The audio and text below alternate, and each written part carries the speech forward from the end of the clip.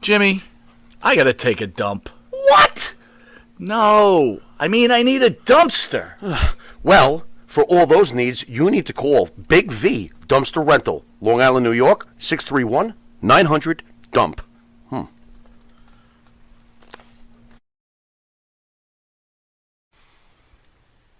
The Monty and the Pharaoh Show is brought to you by Because wine is your second favorite four-letter word.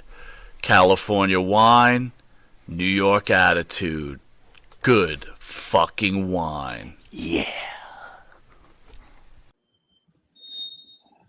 All right, welcome back to another episode of Mantaur's Memoirs with the mighty Mantaur. Ooh. Hello, everybody. Good evening, good day. How the hell is everybody doing today, man? I'm doing great. As you can see behind me, the sun is out in full force here in sunny Southwest Florida, and I am back from vacation. And, I have to start out, I just want to start out by saying, life is tough sometimes, man. I was on vacation, everything was hunky dory, not a problem in the world. And, I come home and now I have, everyday shit I got to deal with, and I got to tell you, life is fucking depressing sometimes, man. But you know what? If two things are for certain, the sun will set and the sun will rise the next day. And when that sun rises the next day, that gives you a free pass to set that reset button and start it all over again, man. Start fresh and new. And you know what? I just been plugging along, man. I haven't give up, and I'm here. I'm happy, and glad to say that. Nice to hear that I can share some stories with you guys tonight, man. Good to see you, Michael Monty. Very cool, Mike. Very cool. Glad to see you too. Happy 4th of July, by the way, a late 4th of July. Yeah, 4th of July was great, man. I spent it with a couple close friends and my father and my daughter, and we blew off some fireworks, man. Had a feast to feed kings and queens and slaves alike, and it was nice, man. I stayed out till about 11:30 watching fireworks. Blew off some of my own, man. And yeah, man, life is good, man. I can't complain. I forgot. Do you have a dog? Do you have a dog at the house? We have two puppies and a cat. Yes. How do they handle the fireworks? Not too bad. They actually wanted to go outside and investigate, So these little fucking puppies, man, they're curious as all hell about everything, and which puppy should be, right? And so yeah, so they did pretty good for their first year, only being 4 months old, right? Not bad at all, man.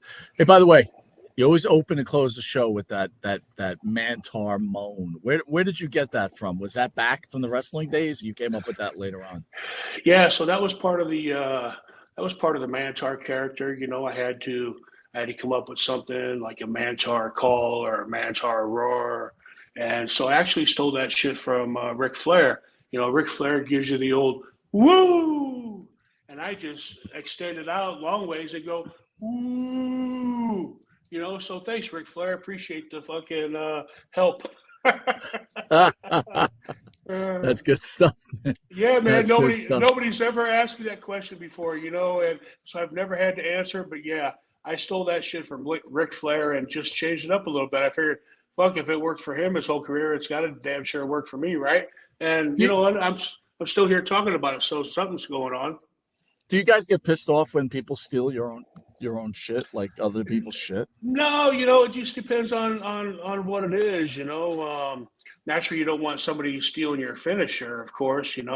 But little shit like that, man. It's kind of an honor and a compliment to who you are and what you're doing. I mean, your shit's good enough for people to steal, so I mean that's a good thing, right? That's a good point, man. Wasn't really thinking about that. So listen, a lot of the fans out there, right? Everybody knows that professional wrestling is predetermined. But I don't know if people realize that you are a true collegiate athlete in wrestling. Can you tell people out there how you got involved in wrestling and your what do you call it? High school, college career in wrestling? So at the beginning of my seventh grade year in grade school, in Catholic school, mind you, I was getting bullied on a daily basis, and I came home one day, my clothes were ripped, and I had tears in my eyes, and my dad said, "Hey, Mike, what's going on?" I was like, "Man," I said, "I'm tired of getting bullied by these kids, Dad." And he was like, "Well, I'll tell you what." He said, "How many of them?" I said, "I don't know, 4 or 5." And I said, "The same kids every fucking day." And he says, "Next time it happens," he says, "back yourself up in the corner." He says, "and call the biggest guy that's in the group out. And when he steps forward, just fucking blast him as hard as you can. And I promise you, all the other little fucking stooges will run away." And the next day, sure as shit, that's exactly what fucking happened. And the principal actually brought me in the principal's office, was going to suspend me for fighting, of course. And my dad came in. My dad was the mailman, and he came in about 2 o'clock in the afternoon and said, "Michael, what are you doing in the office?" And I was like, "Well, Dad, we had that talk yesterday, and I did exactly what you told me, and now I'm in here, and she wants to suspend me." He said, "Oh, no, I'll take care of that." So after they had a little short conversation, my dad comes out. He says, "Go upstairs, get all your shit, leave everything, the school shit here." And he says, "Get your shit, and I'll see you at home in an hour or two." And so that's exactly what I did. He told the lady, he says, "Listen, you don't want my son here? I'll pull him out. I'll put him in junior high." He says, "You just lost yourself $2,000 of tuition. Have a nice day." And so I went to public school. And after being in public school a couple of weeks, my woodshop teacher, James Nye, he was like, "Hey," he says, "Mike," he says, "you're a pretty big dude." He says, "You seem pretty athletic." He says, "You play any sports?" And I says, "Yeah, I play hockey all the time, man." I said, "I've been playing hockey for, 6, 7 years already." I says, "I love it." He says, "You want to think about coming out for amateur wrestling?" He says, "We could use a heavyweight." I was like, "No, I never really thought about it." He says, "Well, you want to try?" I says, "Yeah, it sounds like fun." He says, "All right." He says, "Well, come after school." He says, "And I'll send you a paper home. If you like it, you can have your parents sign it and bring it home tomorrow, and you'll be a part of the team." So I went to practice that night, and I remember, man, the very first time that I wrapped my hands around somebody and locked my hands and fucking chucked him into next week, I was hooked. And I was like, "This shit is fucking fantastic, man. I love it. I can get physical with people, and this is right up my alley." So, I started wrestling, and, I think my first year of wrestling, I think I lost maybe one, maybe two matches is all. And my eighth grade year, I didn't really lose any. And I got into high school, and I just won 2 world championships in freestyle and Greco-Roman. And I was slated to be on the 1986 Olympic USA Olympic wrestling team, and had coverage all over the place, man. I was just shit was blowing up, man. And it's a 4-time state qualifier, 2-time state champ, national champion. Won a lot of tournaments all over the country. I don't know if you all ever heard of Bruce Baumgartner, but he wrestled heavyweight for the United States Olympic team back in the 80s. And he had a huge rivalry with this Russian. And this Russian hadn't been beat in 10 years in international competition.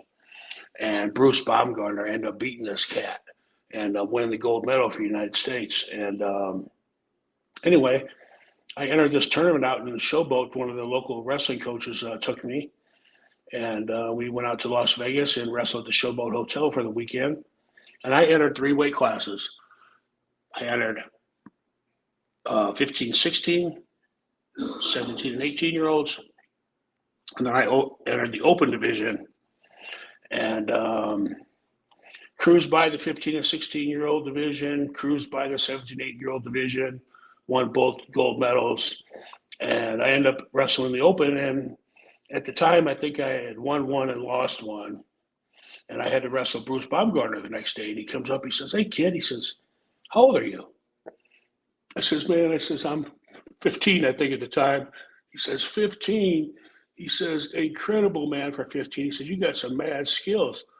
I said, "Thanks, man." He says, "Well," he says, "I'll tell you what." He says, "You know who I am, right?" I said, "Oh, I most definitely know who you are, sir." And I says, "I'm going to give it my best. And if you can teach me something, please go right on ahead and do that. I'm a willing able student, and I want to learn from the best. And he says, you're the only guy to beat the Russian in 10 years. He says, so you obviously are the best. He said, thanks for that compliment. He says, all right, let's go out there and have some fun. We went out there, we wrestled, I don't know, maybe 2 rounds and the second period. And he ended up 15 pointing me, but I did pretty good. I scored a couple of legitimate points on him. And it was nice, man. It was a great learning experience. And yeah, I ended my career wrestling in the junior nationals in Cedar Falls, Iowa. Took third in my weight division after cutting 30 pounds in 10 days. And yeah, man, it was great. And I just was a great amateur. And I turned down a full ride to Oklahoma University on a wrestling scholarship, and just decided to play some couple of years of semi-professional football. And I did that, and I was 20 years old, and I went right to Mad Dog Vachon, who was an old school wrestler that lived right over the hill from me. And I was like, Maurice, I'm ready. He's like, all right, let me make a couple phone calls. And he sent me up to Minneapolis for Eddie Sharkey, and then I knew real more quick, about wrestling. Where were you where you ran into Mad Dog Vachon? Because I Omaha, figured he lived Nebraska. so he was in Nebraska, not in Minneapolis. Nope, he lived in Omaha, Nebraska. Lived just right over the hill from me, actually, like 2 blocks away. So, and he'd lived in my neighborhood my whole life. My dad was the local mailman, and so my dad used to deliver his mail on a daily basis. And he used to throw my dad, wrestling tickets all the time. The first time was about 10 years old. I think I told that story here on the podcast before. But yeah, he used to throw us free tickets all the time, and great guy, man. Taught me a lot, man. We played a lot of pitch, a lot of cribbage, told a lot of stories, man. And I was lucky enough to be able to make some of my own memories, right? So it all worked out. But I tell you what, man, Mad Dog was one crazy son of a bitch, man. He got hit by a car. He was up jogging when he went to see his brother up in Des Moines, Iowa. Got hit by a car and left in the ditch for dead. And they ended up flying him up to Canada and amputated his right leg from his knee down. And so he was in a wheelchair for the latter part of his life. And, his wife could never keep him in the fucking house, and then he started getting old and senile and had dementia. And then he would just escape, and he would escape, he'd be gone, right? And I remember one snowy day, man, it was fucking like 1.5 feet of snow outside, and he escaped. And he got that wheelchair somehow out to the edge of the driveway. And where his house was on the street, it was straight downhill, man, for about 4 or 5 houses. And he got out in that street, man, and fucking away he went, man, in that wheelchair all the way down that street, man, and crossed over the intersection, fucking bounced off a fucking curb and ended up in the snow. People ran down there. Maurice, are you okay? Oh, my God, he's dead.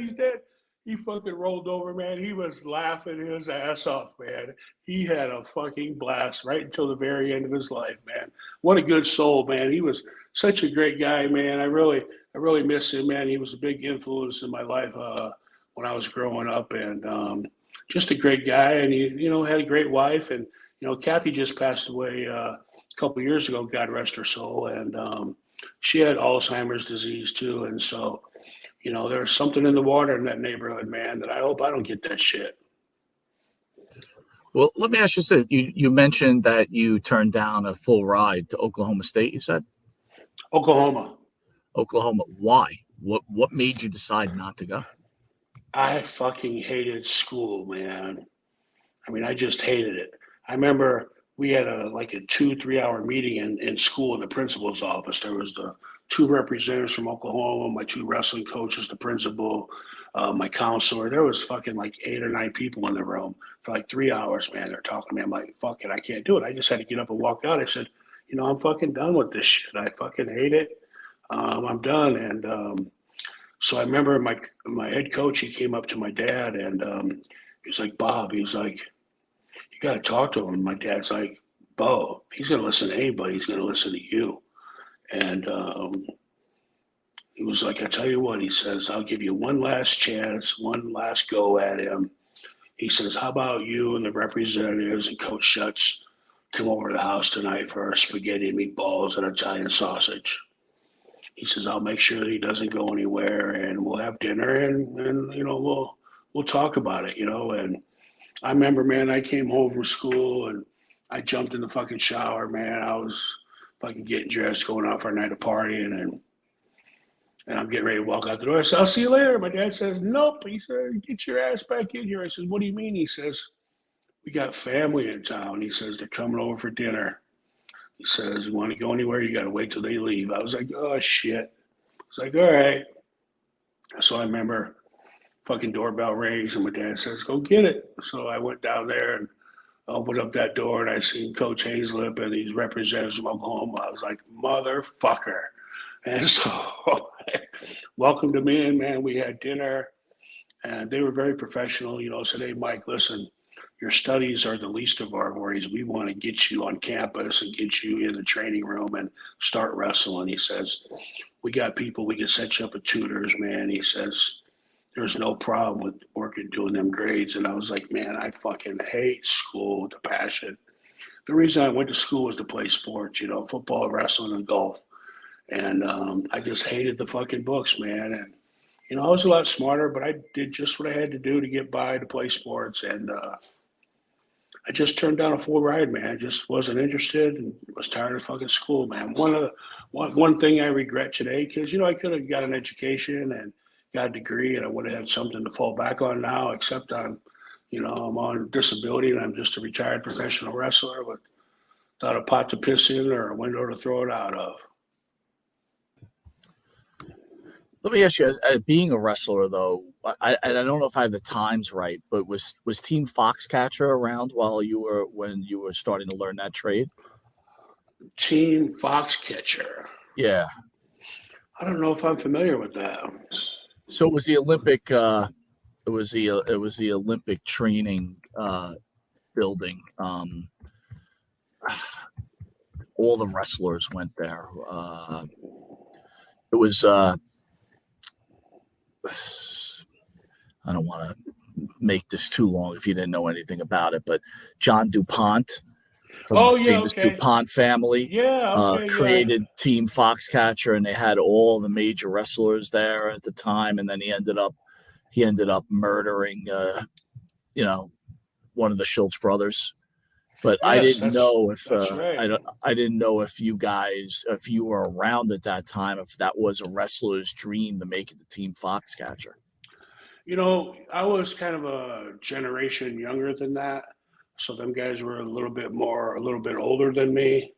But I remember that, man. That's where everybody wanted to be, and that's where everybody wanted to go because the best of the best were at that fucking camp and in that compound, and never made it. It would have been something. Would have been a lot of fun. Definitely would have been a learning experience. But who knows, man? I might have got my ass killed. I don't know, dude. I can't imagine many people beating you on the mat in a real shoot, especially in wrestling. Okay, so let me throw this out there. Go ahead. You heard of Gary Albright, right? Absolutely. All right, so Gary Albright was a Division I champion for the University of Nebraska. And I remember my freshman and sophomore year, I qualified for the state tournament, and my coach was really good friends with the Nebraska head coach at the time. And so he asked if Gary would roll around with this heavyweight, which was me. And so they went and asked me. He said, yeah, sure, man, bring him over. So I went in there and I got a couple good workouts. And I remember now, I'm 12, 13, 14 years old, man. I'm super young at the time. And Albright's in his 20s, probably 10 years older than me. And I'll tell you what, man, we stepped on the mat and I held my own with Albright, man, for about a period and a half. And did really well against him. They were really impressed. And I gained a lot of knowledge and a lot of experience wrestling Gary Albright. And then later on, in my early 20s, once I got into the business, I found out that Gary Albright was a huge star in Japan. And I ran into him and talked to him and said, hey, man, I said, you remember 1982, 83, high school state tournament, University of Lincoln in the wrestling room. Coach asked you if you wanted to work out with a young kid from South Omaha. He was like, yeah. I was like, that was me. I said, no shit. So we had a nice little chat up reminiscing about that. And yeah, man, I think didn't Gary Albright, didn't he die in the ring or something over in Japan? I think you might be right. Let me check it out. Hold on. I And think he did. If my mind serves me correctly, I think Albright died in the ring over in Japan. in 2000. Hold on. Let me see here what we got here. Look at this. Kind of looks like you, man. I had forgotten what he looked like. Yeah, he had a big, long, fucking thick head of hair, just like I did at the time, right? I mean, Yeah. we looked a lot alike. After he collapsed on the canvas, all bright, I guess, yeah, he had a heart attack in the ring. You hit it right in the Yeah, head, brother. that's what I thought, man. That's what I thought. That's not the way to go. That's for sure. So you mentioned that you're on disability. When did Well, your hey, body? listen. I know you said that's not the way to go, Right. but you know what? If I fucking died in the wrestling ring, I would be one happy motherfucker. Explain Why? that. Why would you be happy dying in a wrestling ring surrounded Listen, by a bunch of lunatics? if I'm gonna die, that would be one of the places I would want to go. And I say that because I love wrestling. I eat, sleep, and drink wrestling. I'm an old school wrestler. I have great passion for the sport of wrestling. And I would love nothing better. It would be an honor. It would be nothing better to die in a ring, wrestling ring, which I have the utmost, greatest respect and passion for in my heart. You know, if I'm doing something I love and I happen to die doing it, well, then I'm one happy motherfucker. I can't complain, right? And I'm blessed. I would consider myself blessed if that ever happened. You know, I don't know if that's ever going to happen because, you know, my wrestling career might be over. But you know what, ladies and gentlemen, let me just put this out there. Mantaur is on his way to getting in great shape. I've already lost like 35 pounds since I've been down here. If I can lose another 35, 40 pounds, you might see this big motherfucker in the wrestling ring again. And I know my body's beat up, and a lot of people say, Mike, you don't want to do that. Yes, I fucking do. Wow. You know, I still got a lot of entertaining in me, and I miss the job that much. You know, I really struggled for a long time when I had to retire from professional wrestling abruptly due to C6 touching my spinal cord, almost breaking my neck. And so I really didn't go out the way I wanted to. And so, yeah, I would like nothing more than to lace up the boots a couple more times and get in that ring and entertain some people. You know, it might be a whole different scenario looking at me and doing that entertaining, but it's going to be entertainment just the same. So, yeah, so I'm doing the best I can, man. You know, I'm hoping there's some movie roles in my future, so I'm getting in shape for that too. But I'm definitely got getting back in the ring in the back of my head. So, you know, there's everybody in my life is trying to say, Mike, you don't want to do that. Please don't do that. You don't need to do that. You're right. I don't need to do that, but I fucking want to do that. So before you started having your physical issues, right? Did you ever think about getting into the MMA action at all, being that your wrestling background and your size?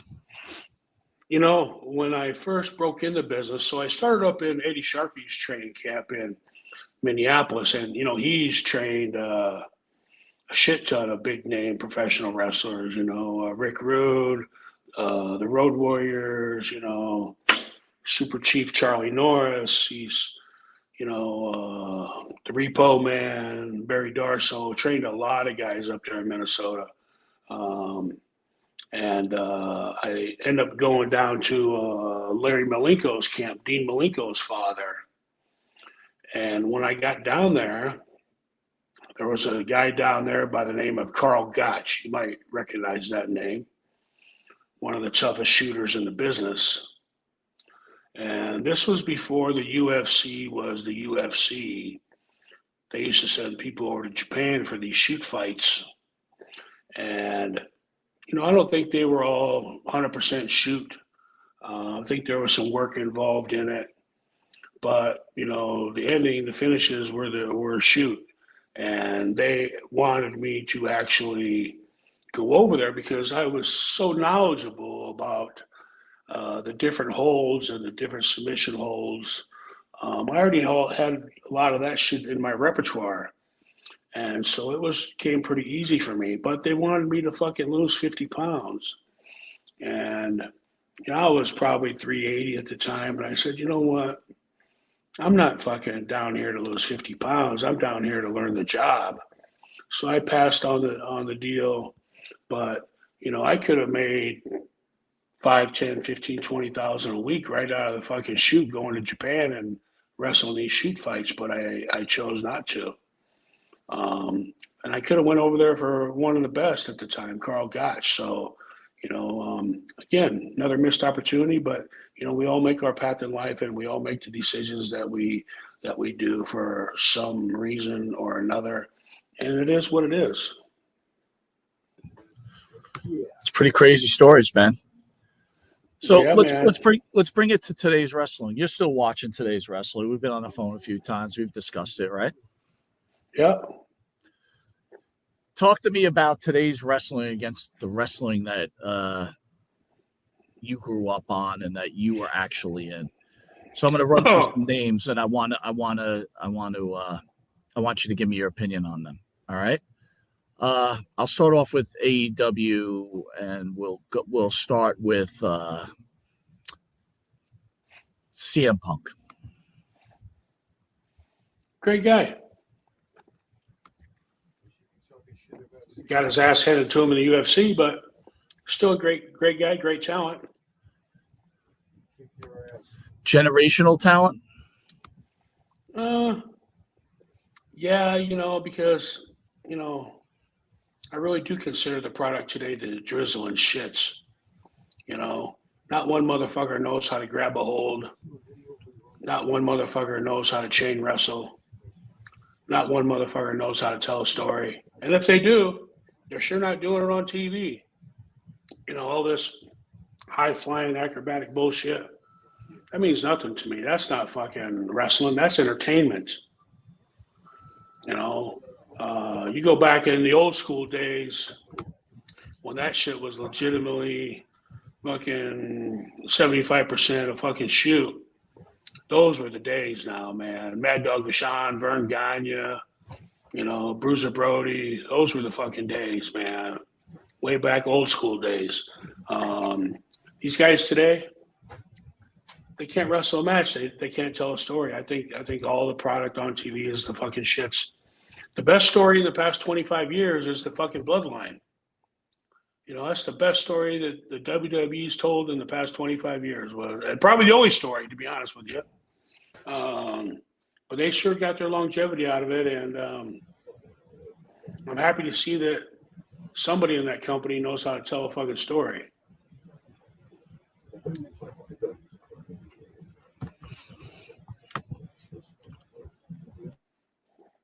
But yeah, I don't really like the product on TV today, man. I don't really have many positive things to say about the product. I mean, the guys are working hard, and they're making money and they're putting asses in seats. So it must be what the fans want today. But if that's the case, then the fans have fucking gone soft on us, right? No, totally. I totally get it. Totally get it. What about LA Knight? He's a good hand, he steals a lot of the Rocks and Stone Cold shit. But you know what? Who gives a fuck? It worked then, it's going to work now. And if you got a talent that can pull that shit off, more power to him. I seen he's been taking a lot of heat on the internet lately about stealing all the Rock shit and all the Stone Cold shit. Who fucking cares? He's getting over, man. Let the fucking guy be. He's out there working hard, man, trying to get himself over, trying to put asses in seats. More fucking power to him, man. Plus he can wrestle. And he looks great. He looks great. So yeah, I think the guy's a great hand, man. I think he's going to go far in this business. And I read a story, I think it was by him actually, where he told me for like 10 years of his career, man, he fucking made no money.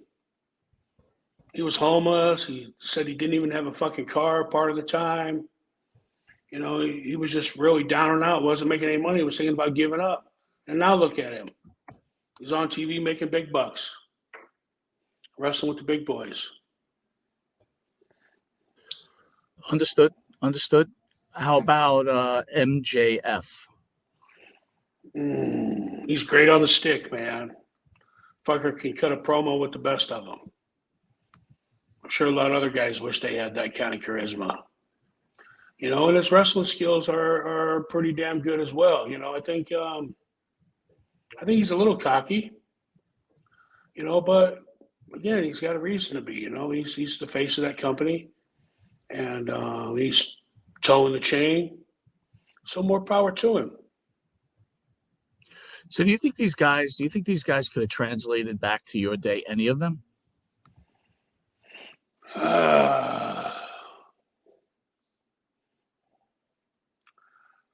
Yeah, I think guys like, Roman Reigns, MJF, LA Knight, there's a select few out there. There's, probably 15 or 20 guys in the business today that could toe that chain. But not fucking any more than that, that's for sure, man. A lot of these fucking guys are out there strictly for entertainment purposes only. And, when I go out into the ring. I mean, Mike, is that a bad thing though? Like that they're just entertaining? No, I mean that's what it's all about. But when I go out in the ring, I want to have a great wrestling match. And I want to entertain the people. But I want to have a great wrestling match first and entertain the people second. And I'm still going to do my best job at both of them. But instead of just concentrating on entertaining the fucking people and giving them exactly what they want, I also throw some wrestling skills in there and tell a little bit of story when I'm in there. So I mean, there's a huge difference. Huge difference, in my opinion. And I don't know what that's worth, but it's my show, so it must be worth something. It has to be worth something, but I just find it a bit I don't know. Maybe it's just the athlete. I guess when you're done with it, you're done with it. Is that what goes on here? Because I see a lot of I don't want to call you an old timer, man, because I'm not trying to be offensive. But I kind of am. But it seems like, all of a sudden you just shit on the new product. And I'm not saying you in general. It seems like everybody. They're just not fans of the new product, and they don't even watch it anymore because they only remember what they did. Well, listen, different times, different eras, different people. And I guess in 2023, all they want to be is entertained, and they don't give a shit how. And there don't have to be any wrestling involved. And, I was just watching a little skit from old school WWE shit. And they had Eric Bischoff was on there, and Stone Cold, and Mae Young. And she made fucking Eric Bischoff eat some fucking pie when he stood with his back to her in the fucking ring, and she went up and kicked him between the legs and the nuts. He fell in the fucking corner. She was wearing a long black skirt. She took that fucking black skirt off, had pantyhose on and fucking underwear, and she ran and gave him the fucking bucking bronco with the face full of fucking puss, man. And that shit was entertaining. There was no wrestling in there at all. But that shit was fucking entertaining. I was laughing my ass off. And I forgot how great of an entertainer Mae Young was. Even in her 80s, 90s. That lady was still fucking entertaining, man. She was a class act all the fucking way. whatever it took to fucking entertain the people, she was all about it. And that was some good shit, man. I was laughing. And it didn't have fuck all to do with wrestling. But you know, there's a time and a place for comedy shit like that, right? As long as you don't see that shit every time. I mean, I actually did some comedy stuff one time in my life over in Germany, and that shit went over like $1 million, man. So I know I'm a funny fucking guy, but when I want to be, and there's a time and place for everything. But if you're out there on a nightly basis, man, you better be doing a whole lot of fucking wrestling, man. You better be doing chain wrestling, putting shit together, grabbing a hold, telling a story. You know, make the guy chop that tree down, and at the end, boom, he knocks that fucking tree down. You know, so don't happen today. None of that shit happens today. You know, and I just think that the fans have really gone soft because they think they fucking know it all, right? And they don't know fucking shit. They only know what we want them to know. And I just think the fucking businesses went strictly to entertainment, which is not a bad thing because that's what makes the world go around today in 2023, right? Is the green dollar, the money. And that's what it's all about now, money and ratings.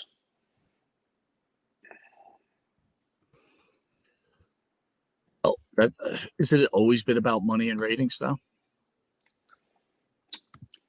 No, I don't think so. You know, I think back in the day, back in the old school days, you just went out there and fucking wrestled.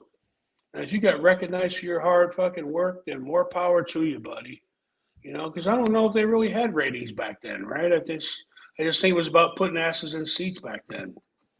And you know, so I mean, it's always been about the money, but I don't think the ratings really had anything to do with it. But today, analytics, man, everybody looks at the fucking analytics.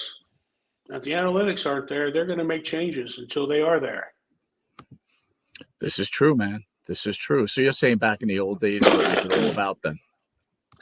Just putting asses in seats, man, going out there and fucking doing your job to the best of your ability.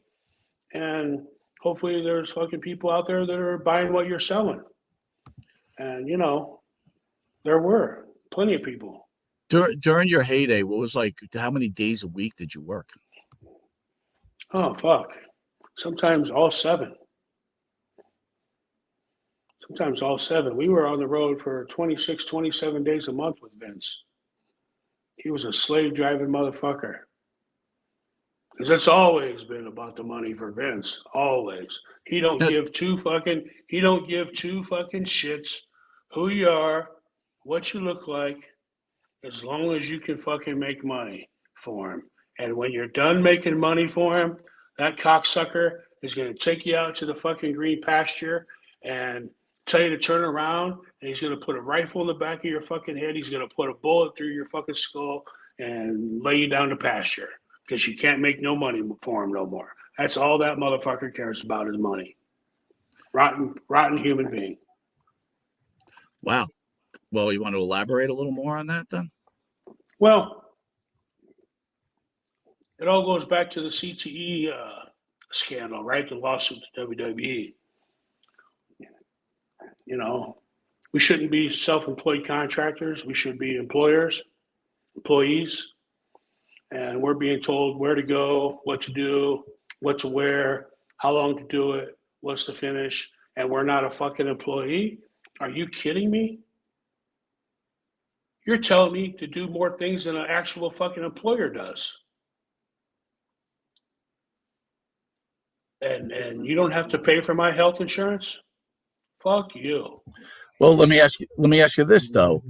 Don't the other guys then, shouldn't they have to pay for your health insurance? Like Vern Gagne. I mean, I know they don't exist anymore, but why would Vince be the one that gets made holding the bag? Listen, if you're part of a Fortune 500 company and you can afford television, you can afford fucking lights, cameras, you can afford all that shit, you can afford fucking health insurance for your employees because you're that big of enough company to where you're making plenty of fucking money to where you can afford to pay for insurance for everybody. Yeah, it might cut into your profits a little bit, maybe $500,000 a year, maybe $1 million. Who gives a fuck?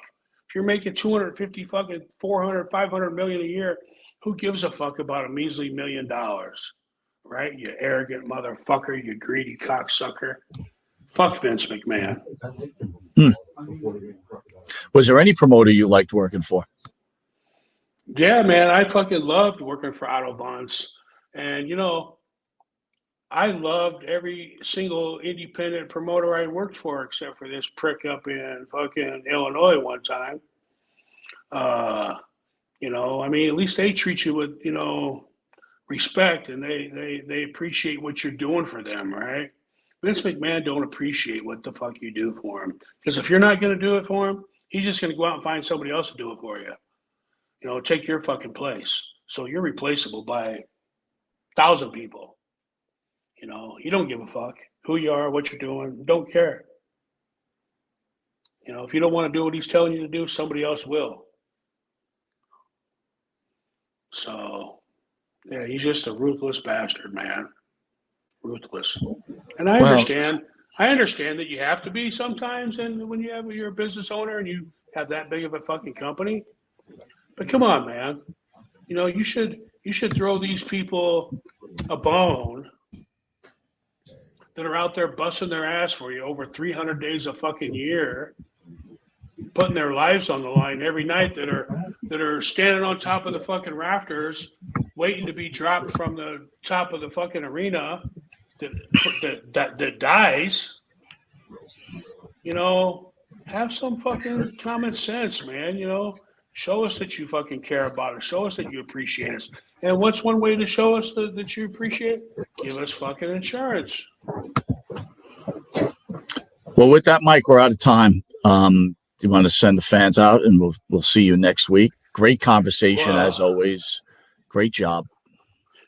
As everybody here knows. So first, a couple things, man. So just in the past month or two, I've opened up all my social media accounts. I currently have 5,000 maximum friends on Facebook. I've opened up a TikTok under Mike Halleck Mantaur. And I've opened up an Instagram at Mike Halleck Mantaur. So, if you're a fan, like and share. I've been posting a lot of videos lately on TikTok and Instagram, building up them followers slowly but surely. I accommodated over 100 followers on TikTok within the last 24 hours, which I'm really fucking pleased to say, man, because it's hard to get people out there interested in your shit. But one thing I've noticed is the more things that you post and share on there, the more followers you're going to get. So look for a lot more things to come, folks, from yours truly, the Mighty Mantaur. And, my documentary's coming out later on this summer. I have a book coming out called Mantaur's Memoirs that we just started writing. And I have a action figure that's about to be unveiled here on the 22nd of this month by KWK Toys out of China. So we're going to be doing a Facebook Live or a YouTube Live video, kicking the little Mighty Mantaur action figure off. And so a lot of big things to come, man. So make sure you check out Mike Halleck Mantaur on TikTok and Instagram. And I will keep sending you these videos, and like and share this podcast. And everybody at Mantaur's Memoirs, we have the motto of the day. And the motto of the day is, you only die once, but you live every day. Peace out, everybody. Mantaur, love ya. Bye-bye.